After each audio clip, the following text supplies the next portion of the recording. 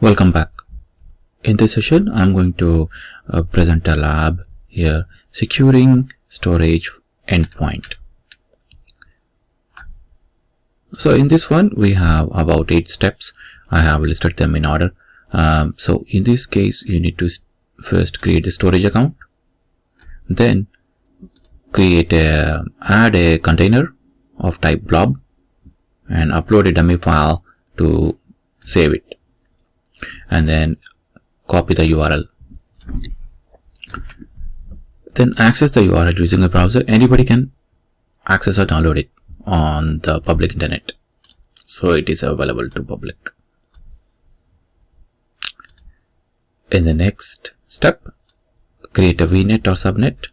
Create a VNet and subnet. Set the service endpoint URL to all subnets. Then in the 5th step, go back to the storage account and allow access from the selected networks, specifying this network which was created in previous step. Number 6, try accessing URL you will not have access yet. Why so? So you will see in step 7, go back to the storage account, add your client IP. So accessing just in the 5th step, it's not enough to give access. Put it in the VNet or subnet. So and specifying in the storage account, allowing access from the selected network is also not enough. So we need to do this. This step is crucial, or the key. Go back to the storage account, add your client IP address. Try accessing the URL. Only you get the access on not the public internet anymore. So these are the steps. Overall, we'll quickly start from step 1. So let us create the storage account first.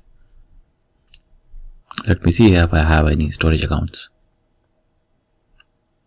I have one storage account here, so let me reuse it.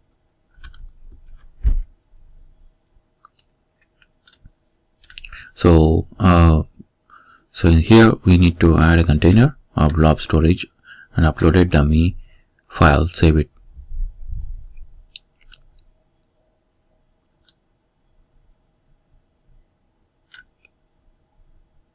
So we have blob surveys, we have file surveys, we have tables and queues. We are going with blob surveys, and in that we need to add a container.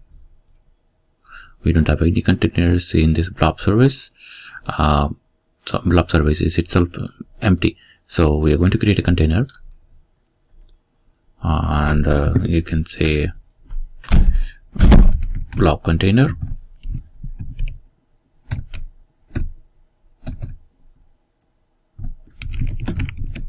Alright, and public access level, private, no anonymous access. So right now it is private.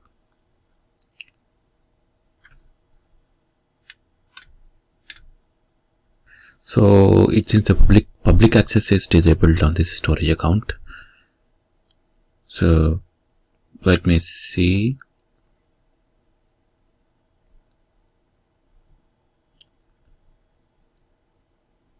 It doesn't say anything like it is publicly disabled, or it is only privately accessible.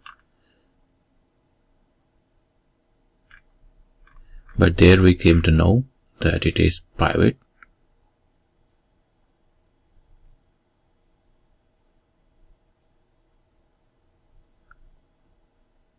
Okay, let me create a new storage. First, as a first step,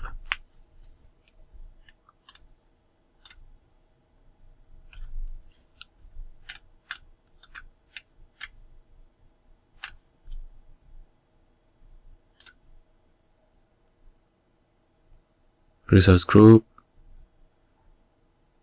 I'll go ahead and use test RG1.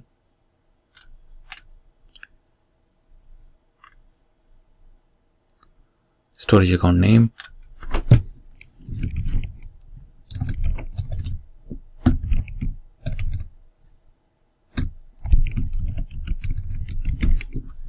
Test storage. Oh, it needs to be unique.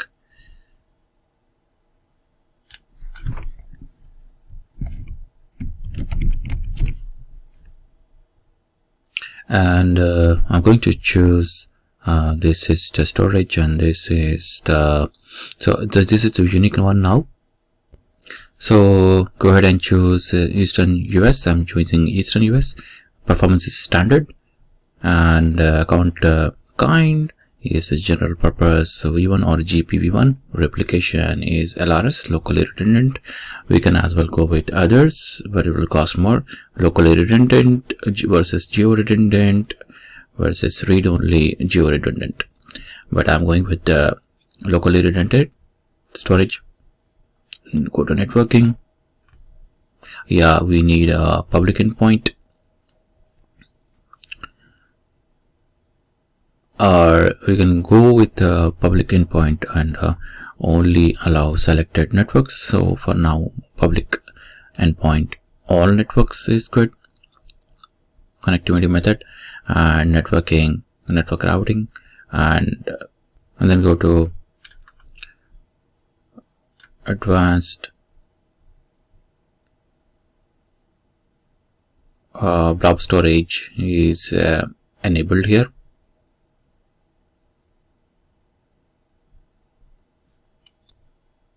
Okay, and next tags and review grid. Alright, the storage account name, its validation is passed, and the storage account name will be storage test 3214. Okay, create.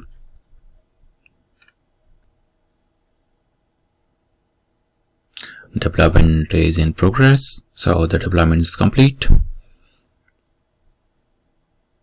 And let's go to the resource,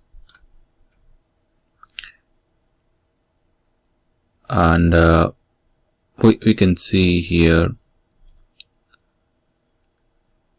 the one which we have created, storage test 3214.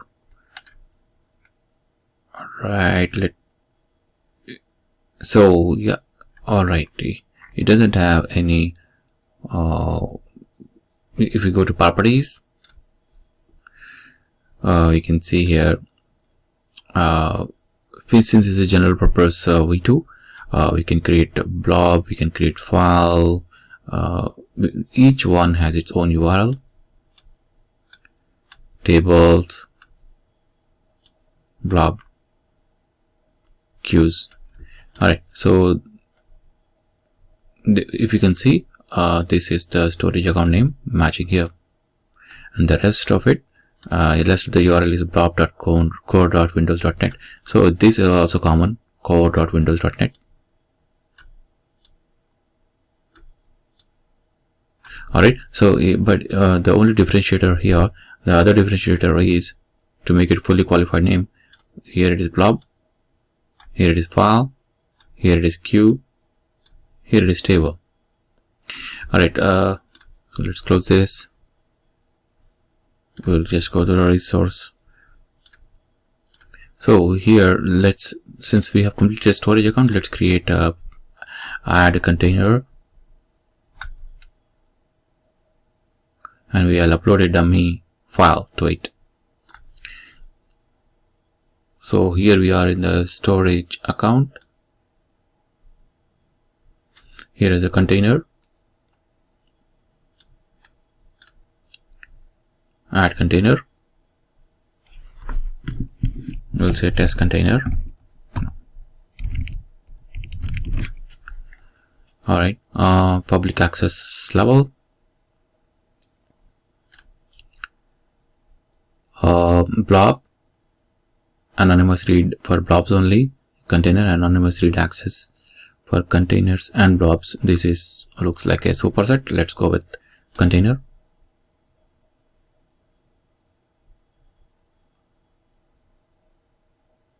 Alright, and encryption scope, we are leaving it. We don't need to specify at this point of time, and create. So here we name it test container, and container public access level is container, and create. So test container is created. So we'll go inside the container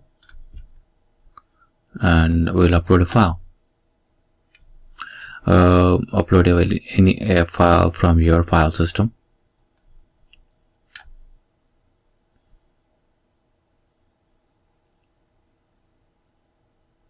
I'm selecting a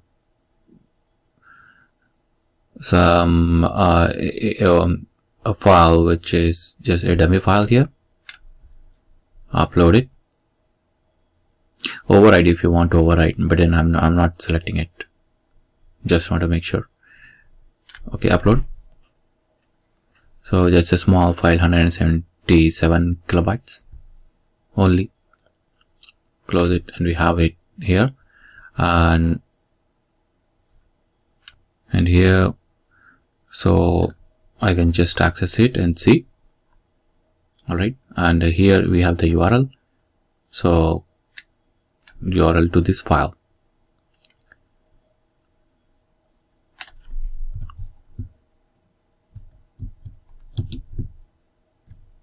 Alright, copy that URL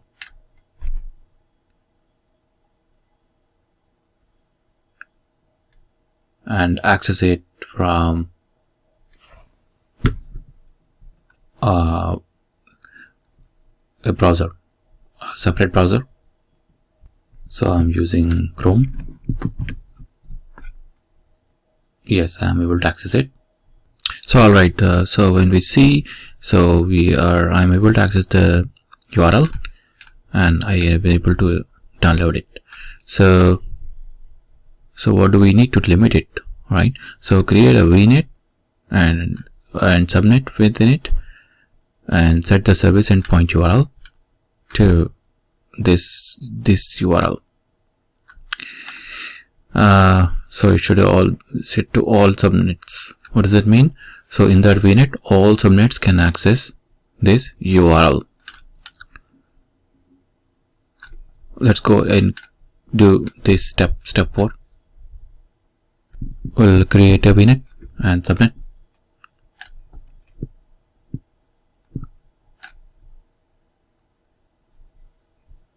Make sure the region is same as storage account. We have selected Eastern US, so it should be Eastern US here as well. And resource group, test RG1. This is, yeah, and the name should be unique. VNet1. Oh, name should not be unique. It is okay. It doesn't have any URL, so it will have private IP address. You can see here 10.0.0.0/16, and default subnet is this 10.0.0.0.24, and security, leave it to default. Review create, validation passed, and create.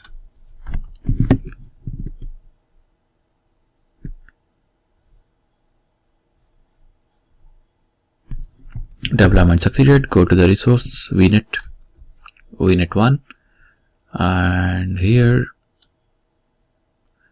we'll go to service endpoints and add the service endpoint. Wow, VNet1, right? So service endpoint, where did we create the containers? And here let's copy this service endpoint, go to the VNet, go back to service endpoints, add it. Service endpoints is a storage endpoint, right? Yeah. Service endpoint policies, subnets,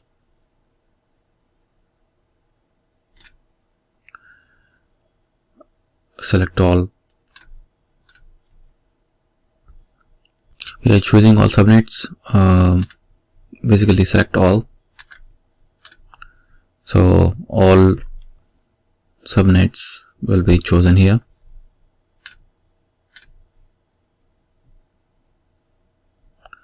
We need to do select all and add. So all subnets can access this storage URL. So this endpoint is added to it.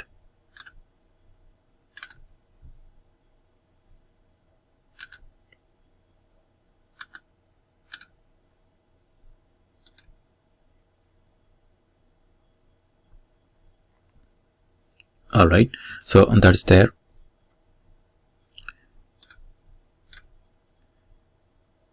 So we have added the VNet subnet and added the service endpoint URL so that all subnets can access it.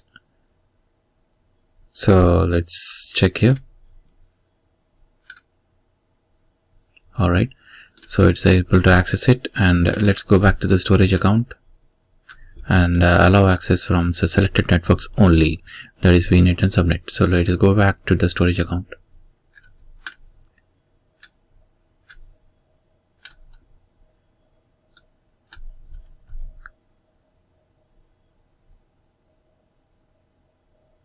And go to networking, allow access from all networks or selected networks only. We want to have it access from selected networks only, but if you see all networks including the internet, so that's why we are still able to access it here. Now we go to selected networks and add an existing virtual network.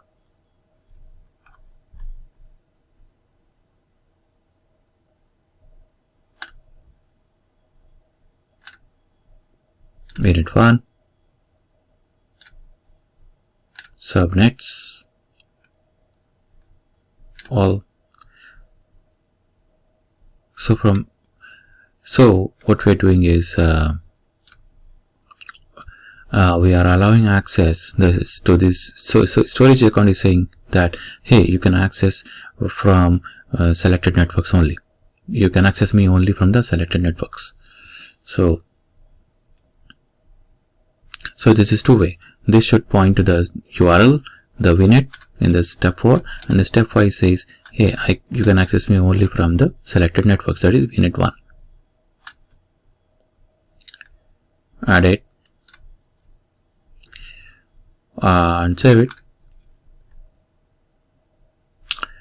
Alright, from being within VNet only I can access it. Let us see now. You can see here this request is not authorized to perform this operation. So not anymore, right? I cannot access it anymore. So now if I say, but what does it say in detail? Authorization failure. This request is not authorized to perform this operation, that is read operation. So what I can do is we can specify like add IP ranges to allow access to the from internet or from on your or from your on-premises networks. We'll certainly attempt it, but then a little bit later. First we save it without having a client IP address. So we'll go to the storage account and go to the containers, test container. See, here also it says this request is not authorized to perform this operation. An authorization failure occurred. Recent changes to firewalls and VNet settings may not be in effect yet. If you have recently changed the settings, try waiting for a few minutes, then revisit 6 experience. Right now I'm not able to access it. So let's go back to the storage account and go to the networking part and add your client IP address. So give it this one and save it. Once you save it, saving the firewall setting. So this is ending with 68.127.